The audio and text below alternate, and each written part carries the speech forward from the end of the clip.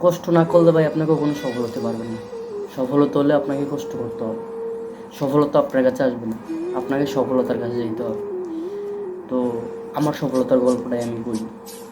যখন আমি ঢাকা আসি কাজ শেখার জন্য, তখন উস্তাদের হাতে বকা খাইছি, উস্তাদের হাতে মাইর খাইছি, উস্তাদের জামা কাপড় ধুয়ে দিছি। সারাদিন কাজ করে বাসা আসার পরও সবাই রান্না করে করে খাওয়াইছি। ঠিক আছে, কষ্ট করতে করতে করতে করতে আজকে আমি ইনশাল্লাহ কাজ শিখতে পারছি।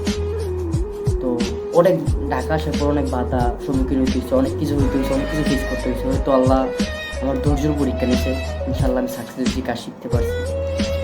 তো যারা মেয়েদের পিছিয়ে ঘুরে সময় নষ্ট করে, ঠিক আছে, বন্ধু বান্ধবের সাথে ঘুরে সময় নষ্ট করে, ফোনে গেম খেলে সময় নষ্ট করে, তাদের উদ্দেশ্যে কিছু বলছে, কোনো লাভ নাই ভাই। তুমি সফল হতে না পারলে কোনো লাভ নেই, এগুলো পিছিয়ে ঘুরে কোনো লাভ নেই। তুমি যার জন্য আজকে তোমার এগুলো সব নষ্ট করতেছো, এখনও সময় আছে। তুমি যে কোনো একটা কাজ শিখো বা যে কোনো একটা কিছু করো, জীবনে তুমি কিছু করতে পারবা।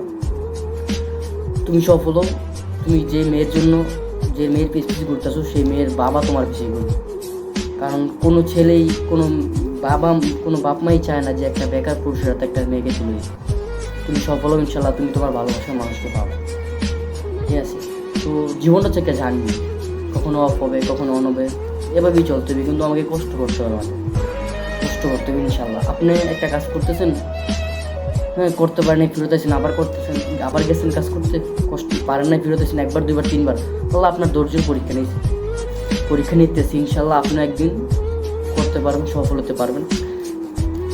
ধৈর্যের পরীক্ষা, আল্লাহ কাউকে কখনো নিরাশ করে না, আপনাকেও করবে না ইনশাল্লাহ। আমি কাজ শিখতে পারছি, যে কাজে শেখার জন্য আসছি সেই কাজ শিখতে পারছি, ইনশাল্লাহ কাজ শিখছি, সফল হয়েছি ইনশাল্লাহ। আপনারা সবাই আমার জন্য দোয়া করবেন যাতে আমি প্রতিষ্ঠিত হতে পারি। আর যে কাজ করতেছি আল্লাহ যেন সেই কাজটা আরও ভালো করে করার জন্য তৌফিক দেয়। সবাই আমার জন্য দোয়া করবেন।